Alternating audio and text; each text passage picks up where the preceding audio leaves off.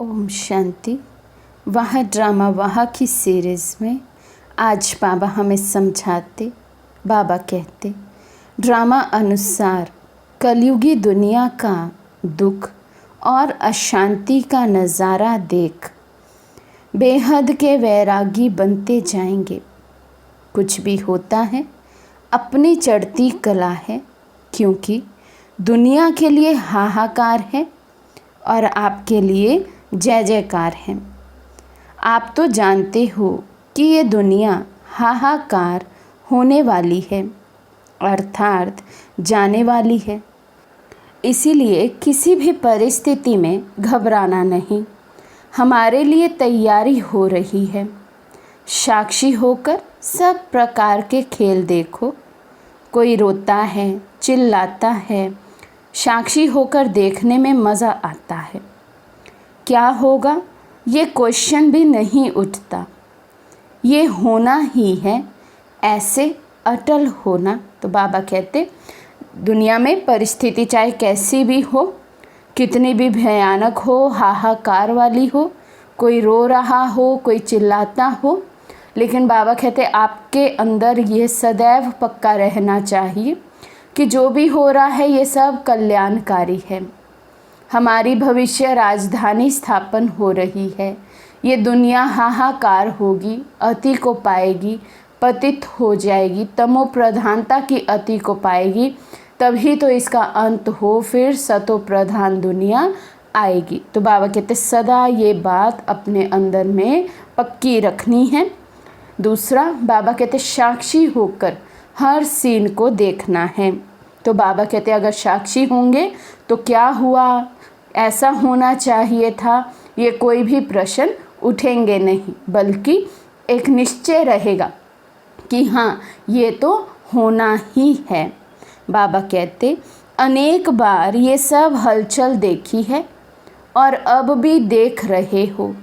दुनिया में क्या भी हो, लेकिन याद की भट्टी में रहने वाले सदा सेफ और डबल लाइट रहते हैं। तो बाबा कहते जो बच्चे बाबा की याद में रहते हैं, भट्टी में रहते, अर्थात जिनकी याद बल वाली होगी, अग्नि स्वरूप होगी, ज्वाला स्वरूप होगी, वो बच्चे बाबा कहते सदा ही सेफ रहते हैं, डबल लाइट रहते हैं।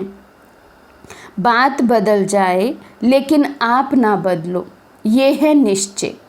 कभी माया से परेशान तो नहीं होते हो, कभी वातावरण से, कभी ब्राह्मणों से परेशान होते हो। बाबा पूछ रहे हैं कभी हम अपने परिवार से, इस अलौकिक परिवार से, क्योंकि यहाँ पर भी तो भिन्न भिन्न संस्कारों वाली आत्माएं ही हमें मिलती हैं। तो बाबा कहते कभी ब्राह्मणों से, कभी वातावरण से, कभी माया के किसी भी वार से परेशान तो नहीं होते हैं। अगर अपने शान से परे होते हो तो परेशान होते हो, तो शान की सीट पर रहो। साक्षीपन की सीट शान की सीट है। इससे परे ना हो तो परेशानी ख़त्म हो जाएगी।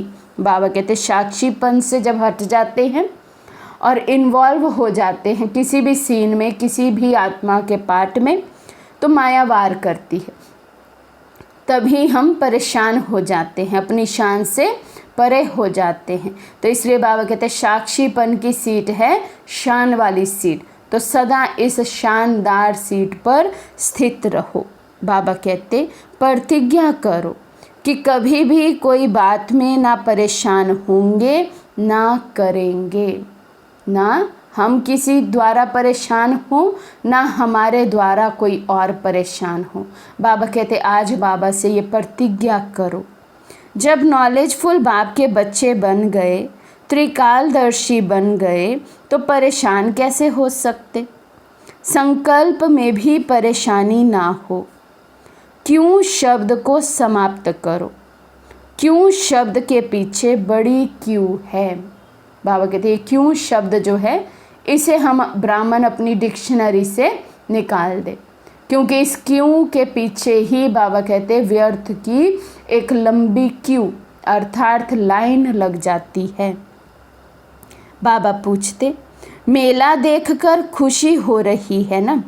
ये भी ड्रामा में जो कुछ होता है वे अच्छे ते अच्छा होता है। अभी तो बहुत आएंगे, ये तो कुछ भी नहीं है।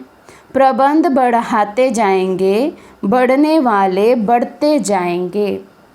बाबा बच्चों की सभा देखकर कह रहे हैं कि इतने बच्चे आए हैं बाबा से मिलने, तो बाबा उस मिलन को भी मेला नाम दे रहे हैं कि मेला देख रहे हैं तो खुश हो रहे हैं ना। मेले में जैसे बहुत से लोग इकट्ठे होते हैं, तो वैसे ही बहुत से बाबा के बच्चे बाबा मिलन के लिए इकट्ठे हुए हैं। तो बाबा कहते ये तो अभी और बढ़ते जाएंगे।